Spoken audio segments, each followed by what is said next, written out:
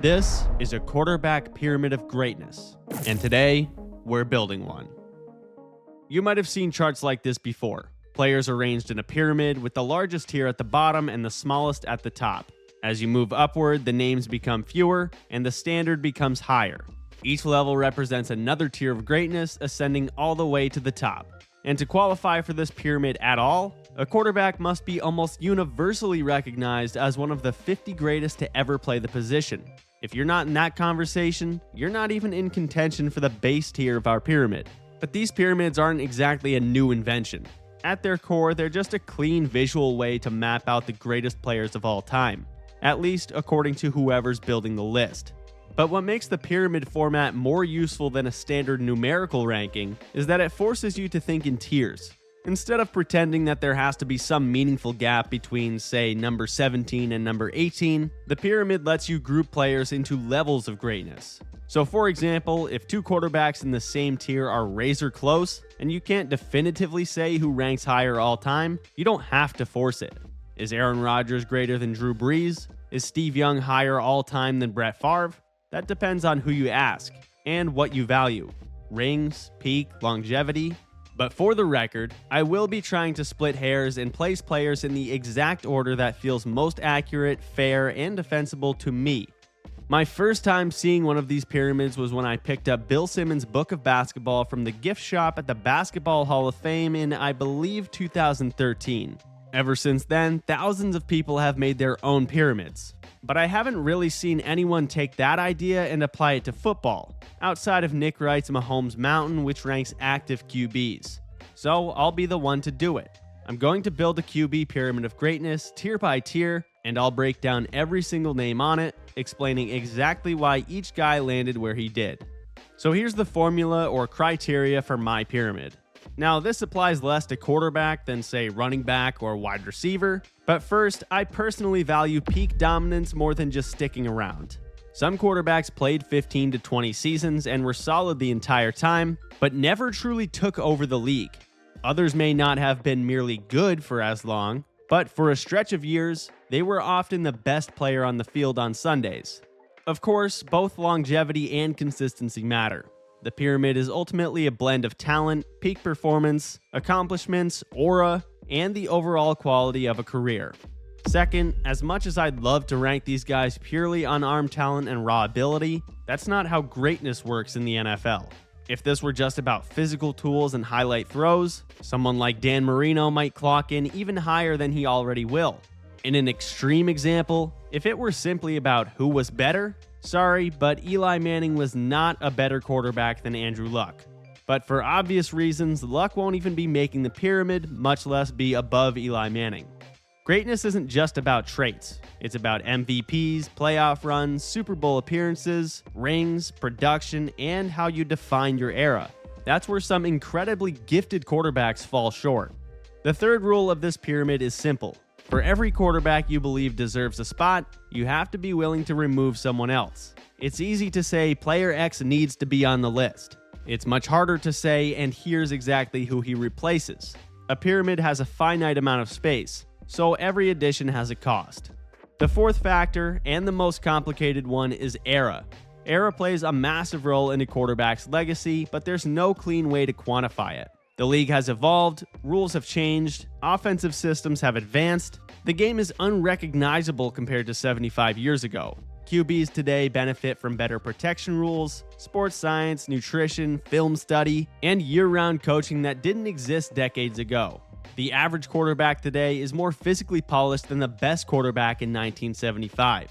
Do I think prime Kirk Cousins is better than Terry Bradshaw, who looked like he was 50 years old when he was 22? Yes, I do. But instead of asking who was better in a vacuum, the better question is who was greater relative to their competition.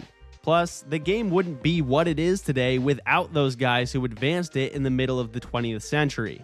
And the fifth and final point, I know people will disagree with this pyramid. That's part of the fun. Greatness debates are supposed to spark conversation. If everyone agreed, there would be no point in doing this in the first place. No matter how carefully you build a list like this, it's never going to be unanimously agreed upon. This could secretly be the pyramid that Bill Belichick himself handcrafted and gave to me and there will still be people telling me I don't know ball. What feels completely logical and airtight to one person will feel outrageous to someone else. And that's especially true when you're ranking NFL quarterbacks, the most debated position in all of sports. So I encourage you to build your own pyramid and drop it in the comments. Tell me who you moved up, tell me who I left out, tell me why your tiers look the way they do. After all, that's what makes this whole football world go round. So with all of that out of the way, laying the foundation of the pyramid, we're starting off with Josh Allen. Allen is one of the most physically gifted quarterbacks the NFL has ever seen. Built like a 6'5" tight end with mobility and one of the strongest arms of his generation. Currently, there's not a more terrifying player in football. After struggling in his first 2 seasons, he suddenly turned into an MVP caliber player in 2020. Since then, the Bills' offense is top 5 year in, year out, regardless of who he's throwing to. Based on pure skill and talent, you could argue the 2024 MVP is top 10 all time. But when we're talking about all-time greatness, the lack of playoff success anchors him in Tier 5. And while Allen himself has been mostly excellent in the postseason, a combination of bad luck and simply getting out-clutched at times has prevented him from breaking through to a Super Bowl just yet. One championship would instantly vault him into Tier 4. Next is Ken Stabler, perhaps the OG cool quarterback. Known for a party-hard lifestyle, he joked that he read his game plans under the light of the jukebox.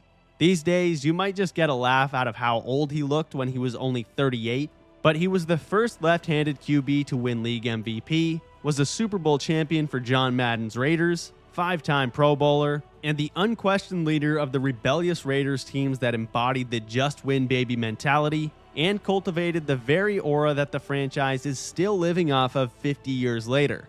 Now, given his era, the stats aren't going to jump off the page, but don't let that fool you. Stabler led the league in passing touchdowns twice, retired with the second highest completion percentage of all time, and led Oakland through the 70s during one of the AFC's most brutal stretches. This video is sponsored by Viore. I've known about Viore for years, but I've been training in their stuff a lot lately, and I have to say I'm impressed. This is their performance setup, the Sunday Performance Jogger and the Strato Tech Tees. The fabric is incredibly soft, it breathes, and is not restrictive whatsoever. And what I like most is that I can actually handle a workout, whether I'm lifting, doing calisthenics, going for a walk. It stays comfortable, but I can also wear it throughout the rest of the entire day. You can go to the store, hop on a flight, go on a date, do whatever you need to do, and still look more than presentable. The joggers are lightweight with performance stretch. The t-shirts are moisture wicking and dry quickly, so you're never left in wet fabric after a workout, which might not be a huge problem in some places during the spring, but I assure you in Florida, that's a big deal.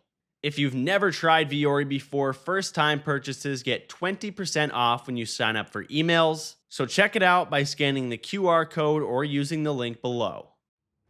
Norm Van Brocklin. Now 75 years later, Van Brocklin's record 554 passing yards in a single game still hasn't been broken. Think about that. All of the godly pure passers we've had in the past 40 years, in a league built around the QB, and that record from 1951 remains. Van Brocklin was ahead of his time. 9 Pro Bowls, league MVP, NFL champion with 2 different franchises. He led the league in passing yards, completion percentage, and passer rating in different seasons. And perhaps most impressively, his Eagles team handed Vince Lombardi's Packers their only championship loss. The Dutchman helped reshape the passing game in the 50s. But Sammy Baugh practically invented it, and his 1943 season is one of the greatest individual campaigns in NFL history. He led the league in completions and completion percentage, he led the league in interceptions on defense, and he led the league in punting. An elite QB, DB, and punter rolled into one. Bill Belichick once said he was a combination of Tom Brady, Ed Reed, and Brian Moorman. In one game, he threw 6 touchdowns and set a single-game passing record. 2 weeks later, he threw 4 touchdowns, intercepted 4 passes, and booted an 81-yard punt. Those 4 interceptions are still tied for the NFL single-game record 8 decades later, and that was just one season. Over his career, Baugh was a 2-time NFL champion and 6-time passing leader. He was named to the 1940s All-Decade Team, the NFL 100 All-Time Team, and inducted into the Hall of Fame's inaugural class in 1963. Next is Dan Fouts. In the late 1970s and early 80s, most teams were still leaning on the ground game, but Fouts and the Chargers were lighting up scoreboards through the air in their futuristic Air Coryell offense. Fouts became the first QB in NFL history to throw for 4,000 yards in 3 consecutive seasons. From 79 to 82, he led the league in yards 4 straight years. At that time, there simply wasn't a more productive quarterback in football. And yet, when people talk about all-time greats, Fouts is almost completely overlooked because he never won a Super Bowl. Counterpoint: if you remove championships from the equation and focus strictly on impact and peak dominance, Dan Fouts redefined not only the quarterback position, but offensive philosophy in general. He helped normalize 300-yard passing games, made vertical offense a legit identity, and blazed the trail for the quarterback-driven league we see today. There's a reason he's a former Offensive Player of the Year and Hall of Famer. Even without a ring, he revolutionized the game. The next player on Tier 5 is the resilient Warren Moon, a man who earned the respect of football fans throughout North America during his 23-year career. Prior to the 1978 NFL Draft, some scouts questioned whether Moon's rollout-based college offense at Washington would translate to traditional NFL drop-back schemes. Others, influenced by the prejudices of the time, suggested he might need to change positions altogether. Instead, he headed north, and in the CFL, he dominated. After 5 straight Grey Cup championships and an MVP, he made his way to the Houston Oilers in 1984. And over the next 17 seasons, he made 9 Pro Bowls and won an Offensive Player of the Year. He totaled over 49,000 passing yards in the NFL alone. And if you combine his CFL production, that number exceeds 70,000. In 2000, he retired at 44 years old as one of the most prolific passers the game had ever seen. He too lacks the postseason success that could have pushed him into Tier 4, but Moon broke barriers at QB. And in terms of pure passing ability and longevity at a high level, he can hang with anyone in that tier. Next is the ever-polarizing Eli Manning. Because if you look at the regular season resume, it's alright, but certainly out of place compared to his peers in Tier 5.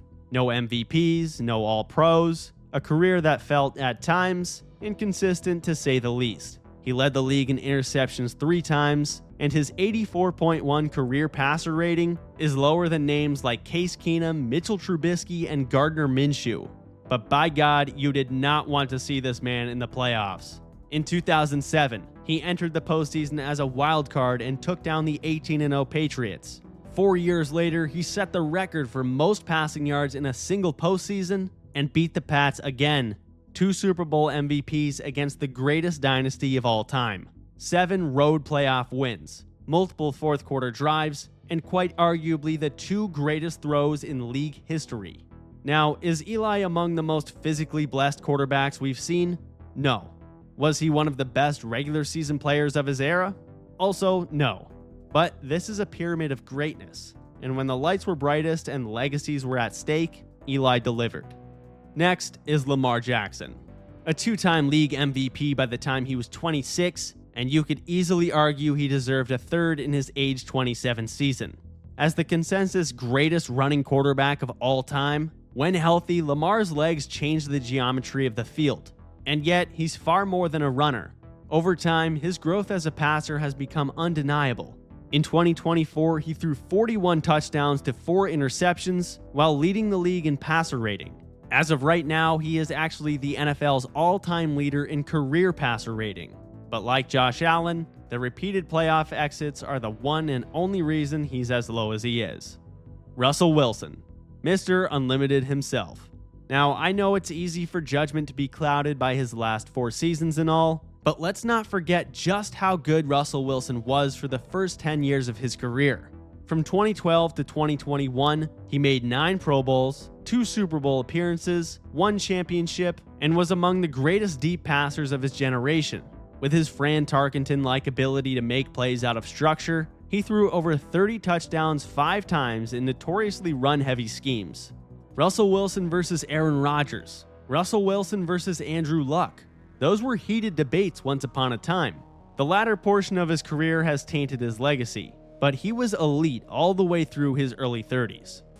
Next, we have Jim Kelly, who did something that may never be done again, taking an L in 4 straight Super Bowls. Think about that. 4 consecutive years as the representative of the AFC. Not even Tom Brady accomplished that. That might just be impossible in the modern NFL. Kelly ran the K-gun offense, a no-huddle, tempo-driven attack that forced defenses to simplify and react. In that role, he made 5 Pro Bowls and earned a gold jacket as one of the greatest QBs of the 90s. He lost to the Giants, Redskins, Cowboys, and the Cowboys. But can we agree that losing 4 in a row is just as impressive as winning 1? And completing Tier 5 is the guy who beat him twice, Troy Aikman. 3 Super Bowl championships, 1 Super Bowl MVP, 6 Pro Bowls, and the franchise QB of the NFL's dynasty of the 90s. Now, critics will point to the underwhelming stats, as well as the unfair supporting cast that included Emmitt Smith, Michael Irvin, and one of the greatest offensive lines ever constructed. Which is fair. But plenty of talented teams have failed because the quarterback couldn't elevate or even sank them when it mattered most. And in the biggest moments of the 90s, Aikman was exactly what the Cowboys needed him to be. Now, before we continue, as I stated before, I am trying to order these players in the most accurate way possible, but you can easily make an argument for any one of them over another. So the most important thing is that they're in the same tier. For example, if you said that Josh Allen, who I have at 30, is actually the greatest QB in Bills history and not Jim Kelly, who I have at 21, I wouldn't argue with you. Now for the coveted top 4 tiers. Kicking off Tier 4, we have Kurt Warner. Few have had a peak like Kurt Warner, but no one shares his story. From an undrafted afterthought stocking grocery store shelves, to a pair of league MVPs, a Super Bowl title, 3 Super Bowl appearances, and the leader of the greatest show on turf, one of the most explosive offenses in NFL history. Warner thrived on timing and anticipation, and he was fearless in the pocket, even when he had to pay the price. The career wasn't long given his late 20s debut, and there were valleys between the peaks where he was benched and became a backup, but when you talk about pure dominance and seasons that changed the NFL, Warner has to be mentioned. Matthew Stafford. For over a decade in Detroit, the talent was obvious, but the Lions' failures didn't do his perception any favors. However, Sean McVay wasn't fooled. In Stafford's first season with the Rams, he threw for over 4,800 yards, 41 touchdowns, and won Super Bowl 56. He may be top 5 all-time in passing yards when it's all said and done. And the one thing that was missing from his resume, an MVP, he now has. Roger Staubach, aka Captain Comeback and the originator of the Hail Mary. Staubach's career is unique in another way though. He didn't even begin it until he was 27 years old after serving in the Navy. But in just 11 seasons, 2 Super Bowl rings, 6 Pro Bowls, and a Super Bowl MVP. He led the league in passer rating 4 times and represented something very simple for Tom Landry's Cowboys: winning. Not once in his NFL career did he play on a team with a losing record. Bart Starr, the quarterback of the Lombardi dynasty. Coach Vince Lombardi himself said Starr did not have a strong arm, but his analytic mind and retentive memory led him to 5 NFL championships, 3 straight titles from 1965 to 67, 2 Super Bowl MVPs, and one of the most legendary plays in NFL history, that being his game-winning QB sneak in the Ice Bowl.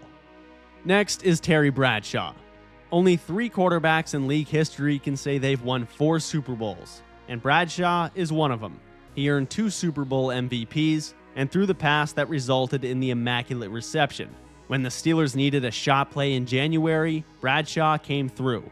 He thrived in the 70s when DBs could mull receivers and QBs routinely took punishment that would draw flags today.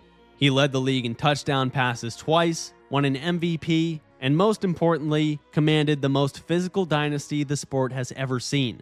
But in my opinion, he's not the greatest QB in Steelers history. That's Ben Roethlisberger. Early in his career, Big Ben was asked to manage games on a run-heavy team, and in that role, he won a Super Bowl in just his 2nd season. But as the years progressed, he became one of the most lethal passers in the league. He threw for over 64,000 yards, led the league in passing twice, and in the 2010s, there weren't many things more difficult to defend than the Big Ben-Antonio Brown connection. But along with the arm, his ability to shrug off passers, keeping plays alive with his size and strength made him special, resulting in 2 Super Bowl rings, 3 Super Bowl appearances, and one of the most physical careers ever at the position. Next is Otto Graham. You could think of him like the NFL's Bill Russell. In 10 seasons, he made 10 championship appearances and won 7 titles. Every single year he played professional football, his team played for the championship and won it 70% of the time.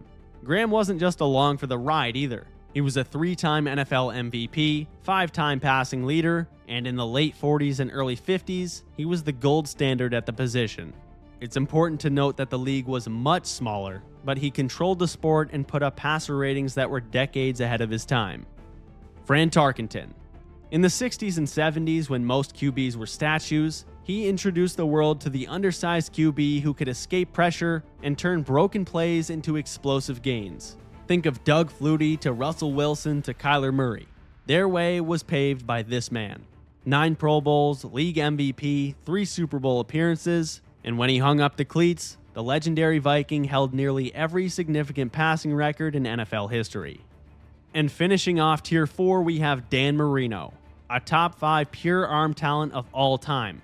In his 1984 sophomore season, Marino threw for 5,084 yards and 48 touchdowns en route to league MVP. At a time when 4,000 yards was rare and 30 touchdowns was elite, he took passing multiple levels above what we'd ever seen before, and those records stood for 2 decades. What made Marino special was his anticipation and the ability to get the ball out faster than anyone with his lightning-quick release. The one reason the 5-time passing champion is not in Tier 3 is obvious: no rings. And while not his fault, that has to be attached to his legacy. That concludes Tier 4. So next up in Tier 3, these are all players who were at one point the consensus, or at least arguably the top QB in the game, and have at least 1 ring on their finger. First up, we have Johnny Unitas. After being drafted by the Steelers in the 9th round in 1955, he was cut because the coach deemed him too stupid to play QB. The Colts signed him a year later, and he became the face of professional football during its rise into national relevance during the 50s and 60s.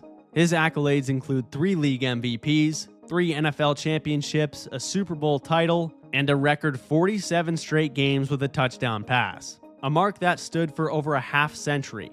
Beyond the accolades, he popularized the 2-minute drill and is considered the godfather of the modern QB. The 1958 NFL Championship game, which he won, is often called the greatest game ever played.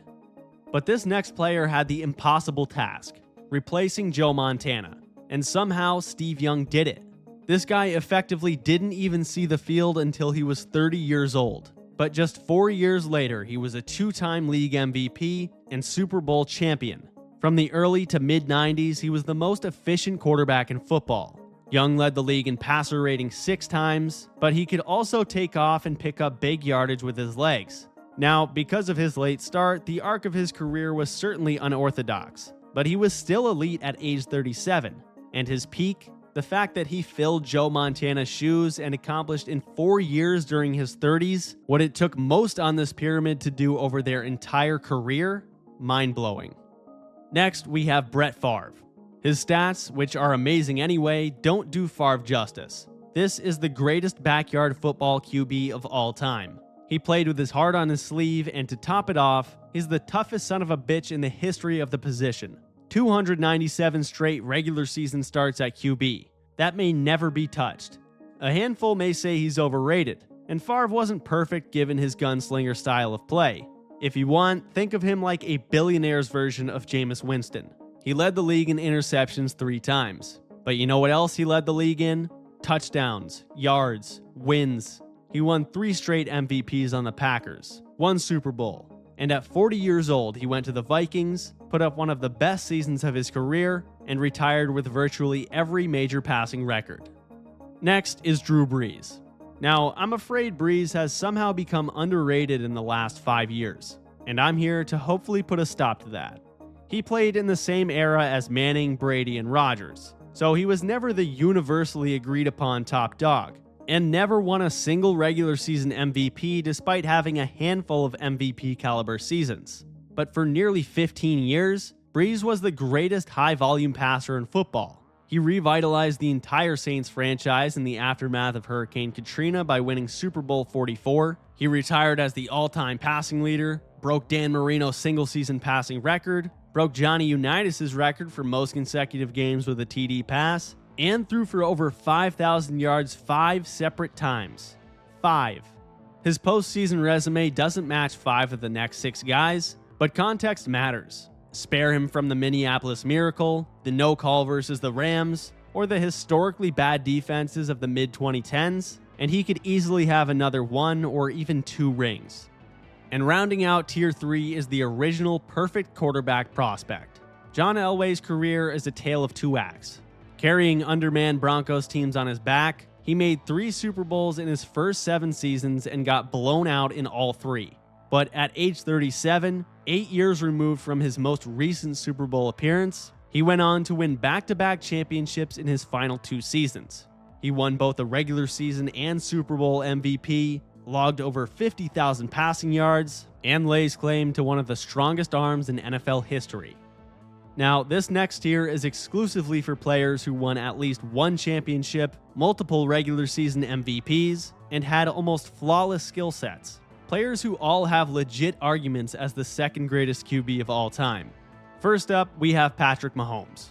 Everything I said about Brett Favre applies to him, but Mahomes is a more refined iteration with better mobility. You could easily make the case he should be at least 1 spot higher. He has the best resume ever for a 30-year-old QB. 50 touchdown passes in 2018 in his first year as a starter, and since then, 5 Super Bowl appearances, 3 wins, and 2 regular season MVPs. And I know his production has clearly fallen off since 2023, but like I said, he's still only 30. That's the same age Tom Brady was when he won his first MVP. There's time to rise. Next is the bad man Aaron Rodgers, who I think we can all agree is the most naturally gifted thrower of the football ever. Talking pure quarterback skill, Rodgers has to be number 1. He's a 4-time MVP, 2 of which came in his late 30s after a significant percentage of fans thought he was borderline washed up. He was the Super Bowl 45 MVP and is the all-time leader in touchdown to interception ratio by a landslide. At his peak, he combined mobility with elite arm strength and the unfair ability to just put the ball wherever he wanted, no matter how small the window was and no matter what arm slot he used. Statistically, his prime seasons stack up with anyone, but unfortunately, only 1 ring, and 1 in 4 in NFC championships. Like Brees, I could say, hey, if 1 or 2 things go his way here or there, he has at least 2. But we can't play the what-if game in this tier, and that's why he's only the 4th greatest QB in the history of the earth.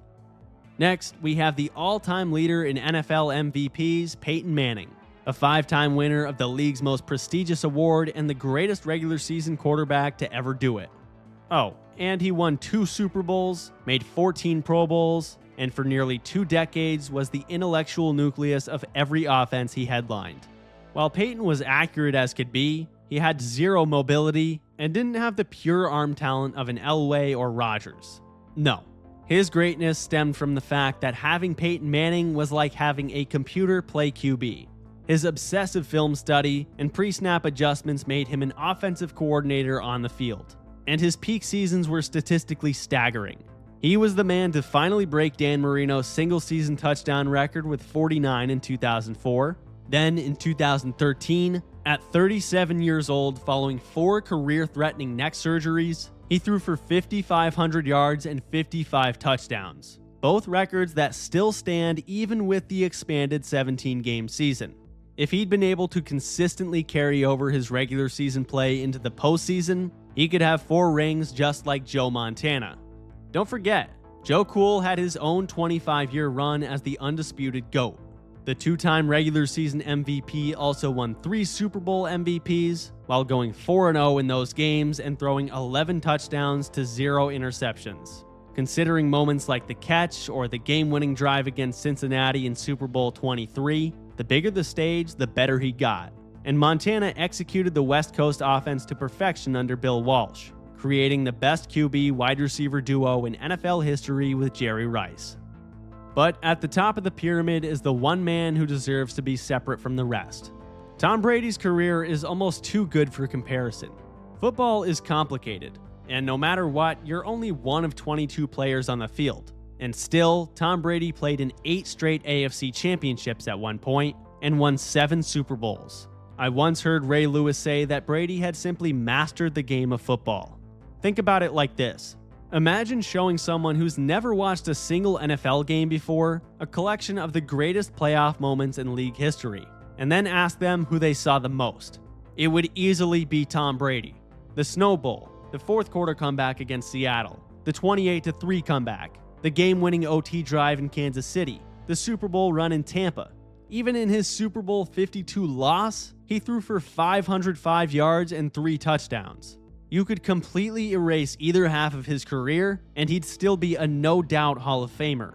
Brady's a 3-time league MVP who played in 10 Super Bowls and won MVP in 5 of those.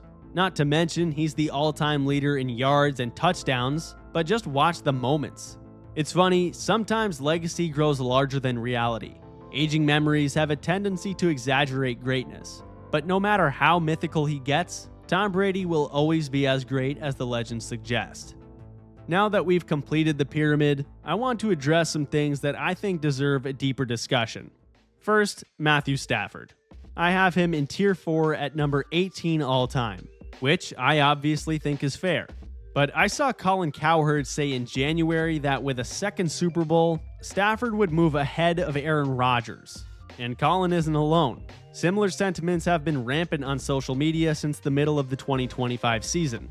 And I have to say, the revisionist history of Matthew Stafford has gotten out of hand. I understand he was on bad Lions teams, but he was a massive part of those teams. He generally had better weapons than Rodgers, but didn't match his production despite the opportunity to at least rival him on paper due to pass-heavy trailing game scripts.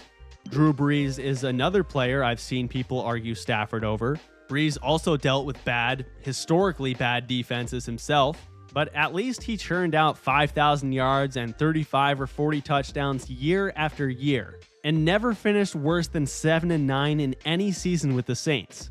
Here's a simpler way to think about it. Rodgers became the starter in Green Bay in 2008. Stafford's rookie year was 2009. At no point from 2009 until Rodgers tore his Achilles in 2023 at 40 years old did anyone think Stafford was better. And not for 1 second of Drew Brees' entire career did we think Stafford was superior to him.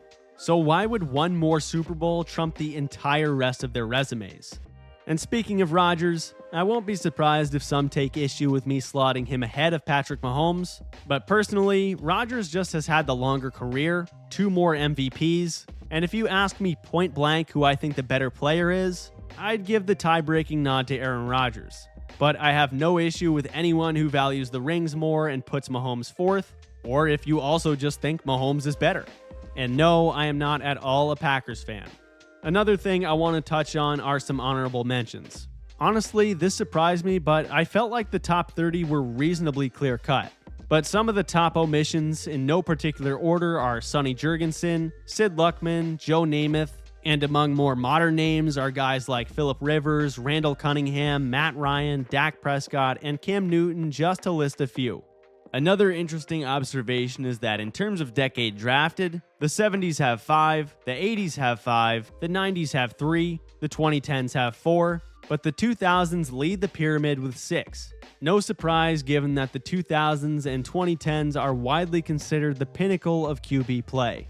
So again, I am not the president of the NFL QB GOAT pyramid. This is just the way I see things after spending a few days on it. If I stared at it for even longer, I might even end up shifting a few names around. Let me know what corrections you would make and how your pyramid would look in the comments below.